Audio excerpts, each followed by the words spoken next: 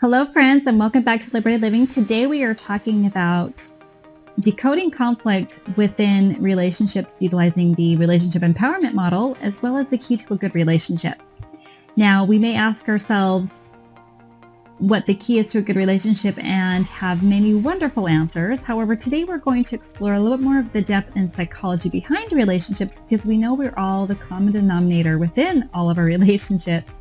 And one of the many keys to a good relationship is the relationship we have with ourselves. So hopefully today we can take a look at that in maybe ways that you haven't perceived before, asking different questions and thereby maybe getting different answers and hopefully gaining some new insight today. And I really want to start, first of all, with psychological need that we feel to expect a partner to maybe complete us or meet our needs. Even though conceptually we may disagree with that, it is wired within us and once again encoded. So because we all inherently possess both masculine and feminine energies and attributes, finding balance within these two polarities within will create harmony in both aspects of our masculine, our assertive and dominant traits, and our feminine, i.e. our intuitive and caring natures, are theorized in Chinese medicine as our yin, which is the feminine, and yang, the masculine. And by marrying these two within, we achieve our wholeness. So what shifts that paradigm, though, is the understanding that those polarities can be completely separate from our construct of gender, and that we all contain a myriad, often dynamic combinations of both. And it's within the marrying of these two within that we actually discover our own wholeness and no longer feel the need for a partner, but therefore we can be enhanced with a partner and overcome more of this codependency biological encoding. So we can overcome our biology, right? Through psychology. And although we're all consciously aware of this, the erroneous conditioned mindset of needing a partner to complete us unfortunately takes all the power out of our hands and assigns that responsibility for our happiness over to someone or something externally, causing us to become victims within our relationships, as well as perpetual victims of circumstance to meet our needs and fill our perceived voids through others. Therefore, we will depend endlessly on others to supply these needs for us, and relationships are susceptible to challenges right from the start. Unfortunately, this programming can set us up to fail straight out of the gate, and our partner isn't meant to complete us, but as we know, it may catalyze our growth as an instrument to complete ourselves. Relationships can be the most efficient growth and learning opportunities and best schooling that we do have. And although we know we can learn and gain so much in relationships, with this inherent conditioned programming within not only conventional thinking, but also housed within the subconscious mind, this conditioned programming keeps us entangled in ongoing codependency cycles and being at the mercy of others seeking happiness outside of us, when we all know it is an inside job. And believing that we are powerless or incomplete suggests that we're defective, which only keeps us trapped in needing to be rescued. And this relegates us to a lifetime of crippling dependency on a partner within primary relationships, hoping someone will save us from the misconception of any lack. But isn't it really a lack in our belief paradigms? So if we want to get beyond relationship conflicts and identify root solutions that reach above temporary short-term fixes while experiencing lasting conscious relationships, we need to go deeper and once and for all reprogram the subconscious beliefs. We can look to our patterns and inherent psychological programming to identify how codependency patterns were formed in the first place, and we discussed this in our last podcast, which is part 1, in looking to our love languages based on our perceived voids. So this may, if you caught some of that, we're going to touch a little bit more on those subjects, but we're going to expand quite a bit more.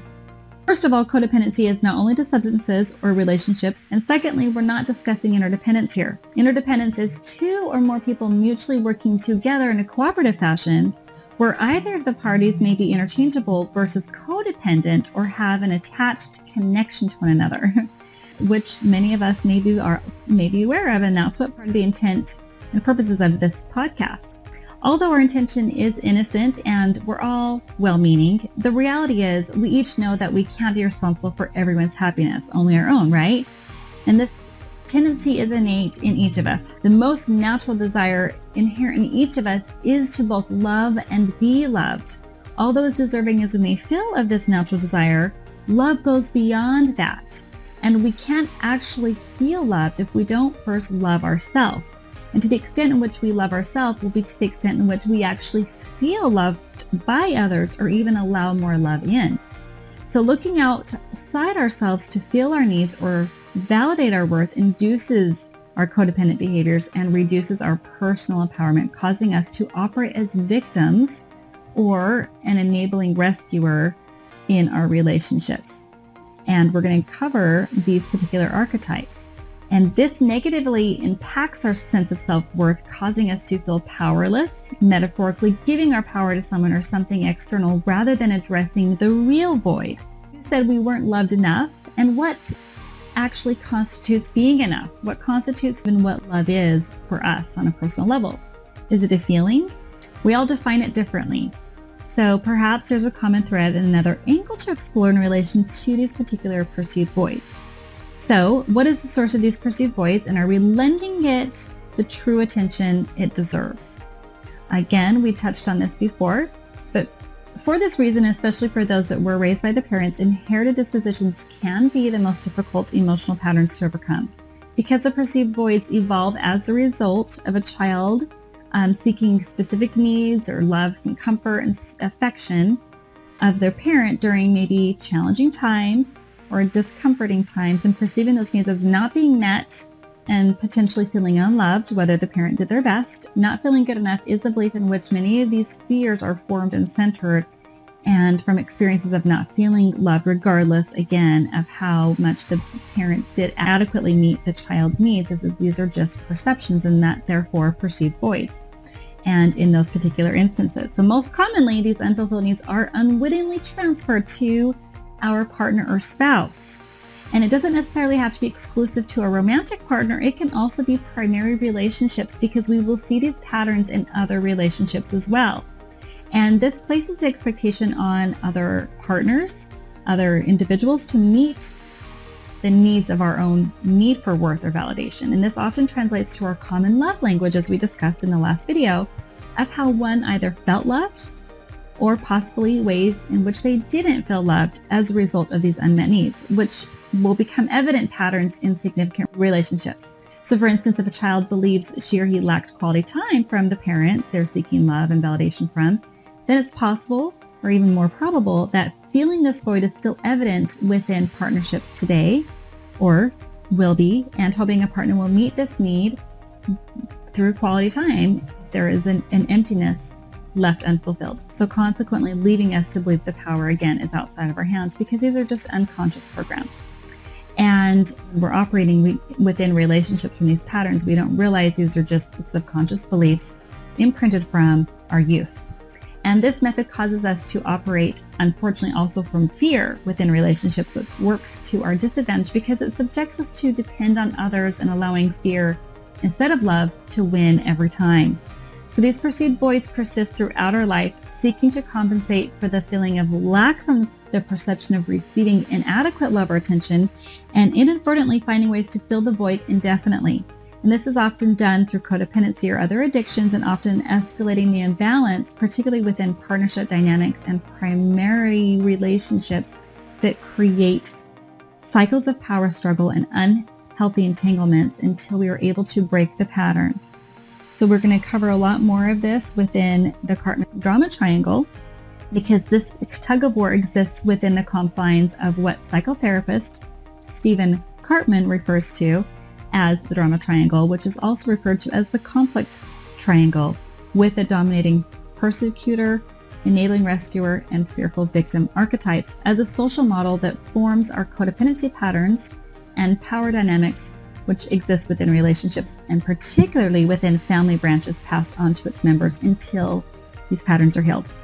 So you can possibly see how deep the ramifications of unmet needs and perceived voids can become, and perhaps will even monopolize our lives until we choose to heal them.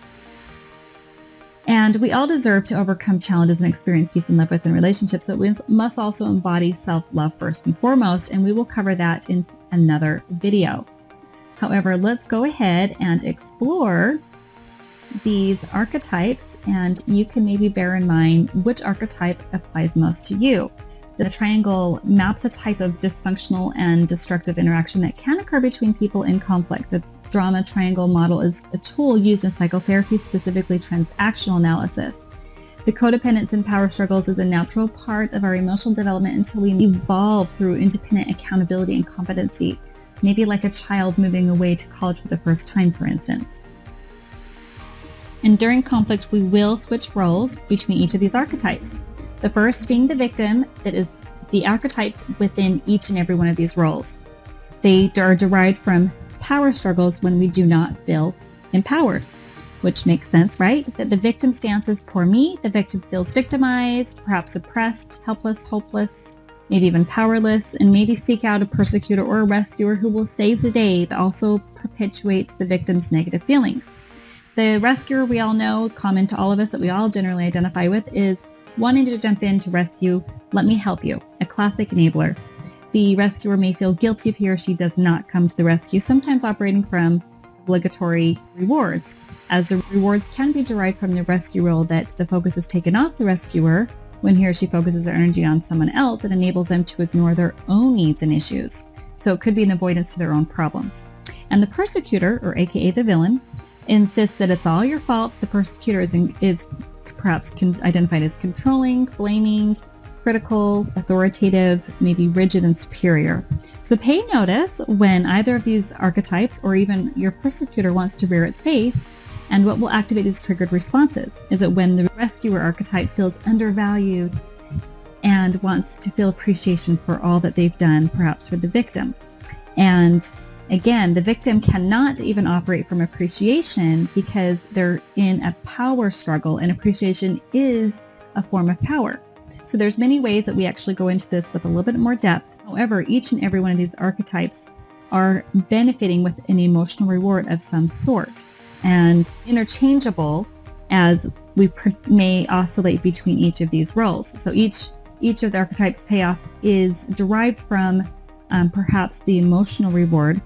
So the antithesis is to deprive the archetype of the emotional reward. Maybe like the analogy of applying your own air mask first, right? That we can't help others unless we survive. Save ourselves first, then we can help, lend a hand. So to break the drama cycle, we have to, 1, stop participating in the game or even leave the game. And the solution is when we can learn to believe in ourselves and hold a higher vision of possibilities for others' growth potential as well, we all win. There's truly no better way to empower a relationship than to believe in one another and to demonstrate mutual support, compassion, and understanding. So we elaborate a lot on breaking these cycles and how to experience conscious and thriving relationships, enhance greater self-love, how to have greater self-care, even deeper alignment work, and so forth in our courses. And we will cover the lesson and opportunity in partnership, the relationship empowerment model, and high leverage mirror technique into our blind spots in our next video. So stay tuned for that. And if you are ready for further guidance in perhaps your primary relationships, we have online courses guiding you through adversities to your own intuitive answers with therapeutic exercises, meditation, universal wisdom, mindfulness, psychotherapy, holistic psychology, solution-focused principles, and much more. So click the link to learn more. Thanks for joining me, and be sure to like, subscribe, and share with others if you gained from this video today. So stay tuned for more each week, and bye for now.